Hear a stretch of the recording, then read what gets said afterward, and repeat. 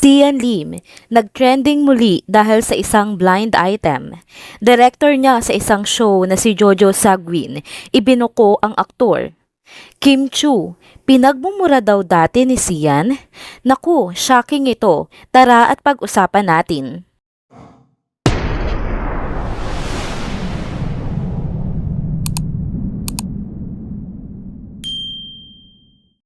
Hello mga ka-trenders! Welcome back muli sa ating channel. Kung bago pa lamang kayo dito, huwag nang kalimutang mag-like, mag-subscribe at i-hit na din ang bell notification para lagi kayong updated sa mga balitang trending at napapanahon.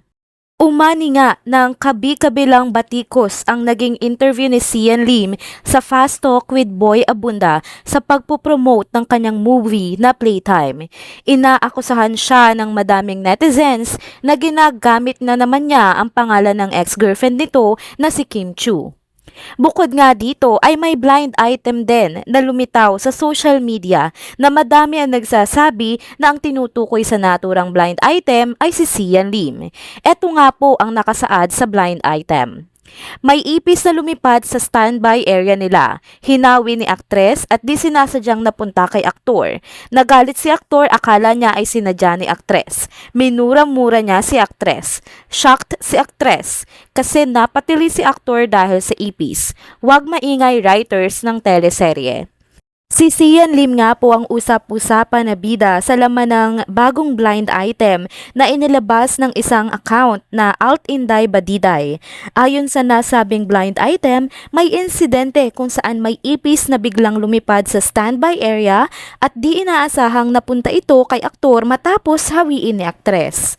Sa hindi inaasahang pangyayari, nagalit si aktor at iniisip na sinadya raw ito ng aktres. Ito ay nagresulta nga sa matinding pagmumura ni aktor kay aktres na nagulat naman sa nangyari.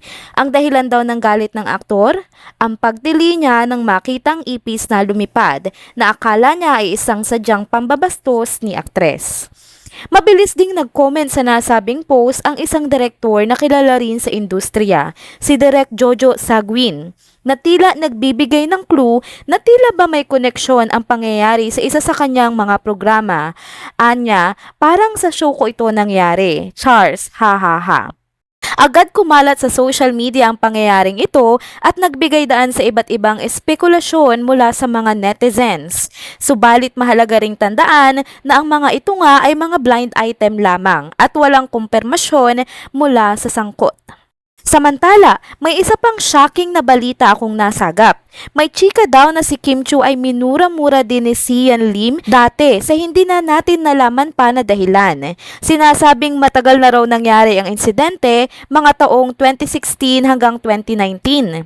Grabe pala itong si Sian kung magalit. Walang pinipili kahit ang girlfriend ay mumura-murahin. Kung totoo man ito ha, talagang dapat siyang hiwalayan at wag nang pakisamahan ni Kim Chu. Okay lang naman na mag-away kayo bilang sa bawat relasyon naman normal yon. Pero kung mumurahin ka na tapos hindi pa kayo kasal ay sobrang red flag na po iyon. Kahit na nga sabihin pa na mag-asawa na kayo, ekis pa din po na mura-murahin kayo ng lalaki ano. Buti na lang nga at natauhan na din itong si Kim Chu at masayang-masaya na siya ngayon. Tama nga ang sinabi niya sa isang pahayag niya sa interview noong nasa Dubai sila ni Paolo Abilino na lumayo na siya sa mga negativity. Samantala, madaming ngayon sa mga fans ng aktres na ay nananawagan na tablahin na at magsalita na siya laban sa ex na si Sian Lim dahil nga pauli-uli na ito sa pagbibigay ng pahayag ng kanyang bersyon ng hiwalayan nila.